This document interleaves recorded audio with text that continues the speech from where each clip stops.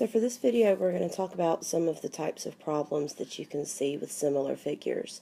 So last week you learned about scale factors with dilations and how two figures are similar if and only if all the corresponding angles are congruent and all of the corresponding sides are proportional. So let's talk about that word, proportional and proportions. You should have heard that word previously, and you solved problems using proportions. I want you to think back to the type of problem that I have on the screen. Given a situation, if 2 concert tickets cost $24, how much will 6 tickets cost? You can set this up as what we call a proportion, 2 fractions set equal to each other. 2 out of 24. So 2 over 24, 2 concert tickets for $24. How much will 6 tickets cost? So we put the corresponding tickets both on the top of the fraction. So we got the 2 and the 6, and the cost is at the bottom, 24 and x. To solve this, you should remember this term, cross multiply. So to cross multiply, we do 2 times x equals 6 times 24. So now we're going to solve for x. 2x equals 144. Divide by 2. X equals 72. So the cost would be 6 tickets would cost $72. Another way that you could do this is to find out how much 1 ticket would cost. In this case, 1 ticket would cost $12, and then multiply that times 6. 12 times 6, 72. So this is kind of the same concept that we're going to use for solving for missing sides of similar figures. So we solve for side lengths using this method. We line up our corresponding sides. So you can see we have ABCD is similar to EFGH. So you look at the information you're given. You should always be given corresponding sides, one of each. In this case, we're given 2 and 5.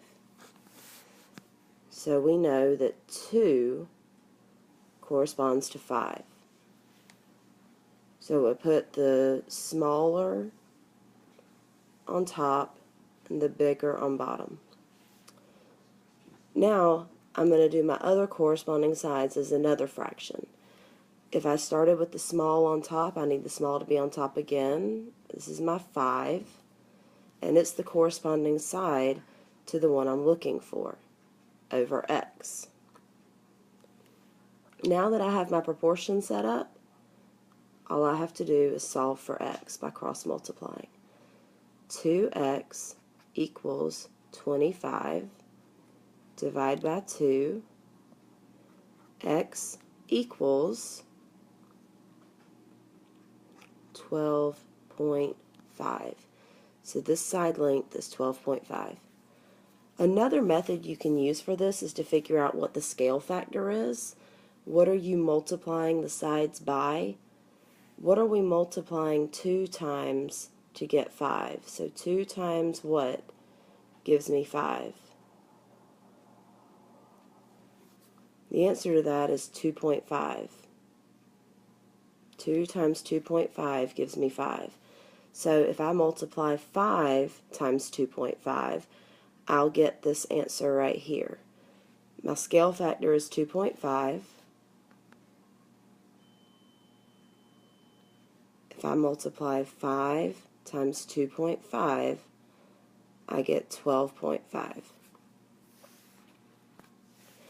Let's do one more simple one. We have triangle TUV is similar to triangle WXY. So we're going to use the proportion method again. I'm going to set up my proportion.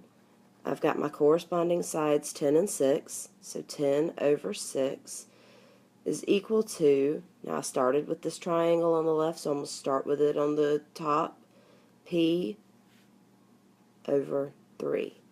And we'll cross multiply. 6P is equal to 30.